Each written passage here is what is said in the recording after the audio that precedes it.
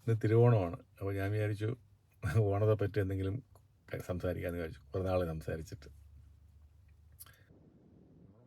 നമുക്ക് ആദ്യം ഓർമ്മ വരുന്നതിൽ നാടും വീടും നമ്മുടെ ഓണസദ്യയും അത്തപ്പൂക്കളവും വീട്ടിൽ അച്ഛൻ്റെയും അമ്മയുടെയും കൂടെ ഒക്കെ ഒപ്പം ഇരുന്ന് സദ്യ കഴിക്കലും ഒക്കെയാണ് ഓണം. പിന്നെ നമ്മുടെ ക്ലബ്ബുകളിലെ ആഘോഷങ്ങളും നമ്മൾ കൂട്ടുകാരത്തോടൊപ്പമുള്ള ചില കലാപരിപാടികളും ഒക്കെയല്ലേ നമ്മുടെ ഓണം. കുറേ നാളായി അതൊക്കെ മിസ്സാവുന്നുണ്ട് ഈ ഗൾഫിലെ ജോലിയും ഇവിടുത്തെ ജീവിതവും. ഇപ്രാവശ്യം ഞാനും വൈഫും ഇളയ മകളേ ഉള്ളൂ ഇവിടെ. മൂത്തോടെ നാട്ടിലാണ്. അവളിപ്പം നാട്ടിൽ കോളേജിൽ ചേർന്നപ്പോൾ പിന്നെ അവിടെ ആയി. അവളെ വീട്ടിലെ അച്ഛൻ്റെ അമ്മയുടെയും എൻ്റെ അനിയനും ഫാമിലി ഉണ്ട്, അവരുടെ ഒപ്പം ആഘോഷിച്ചു. അല്ലെങ്കിൽ അവൻ മാറ്റങ്ങൾ പറഞ്ഞതാണ്. കുഞ്ഞുങ്ങൾ വലുതാവും തോറും നമ്മൾ പിന്നെ ഇല്ലേ അവരവരുടെ ഭാവി കാര്യം നോക്കി പല സ്ഥലങ്ങളിൽ പോവും.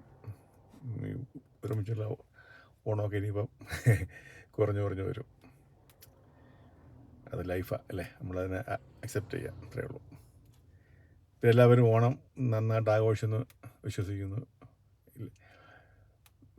എൻ്റെ കാഴ്ചപ്പാട് എപ്പോഴും കാര്യത്തിലാണ് ഓണം.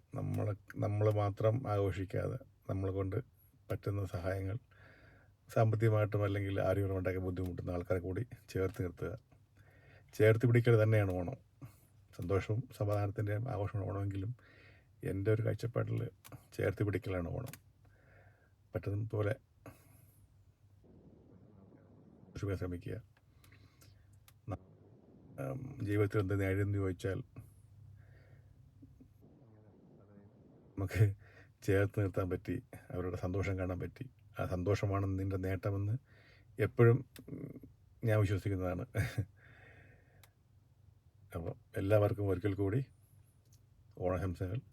നല്ല ഐശ്വര്യപൂർണ്ണമായ ഓണം നേരുന്നു.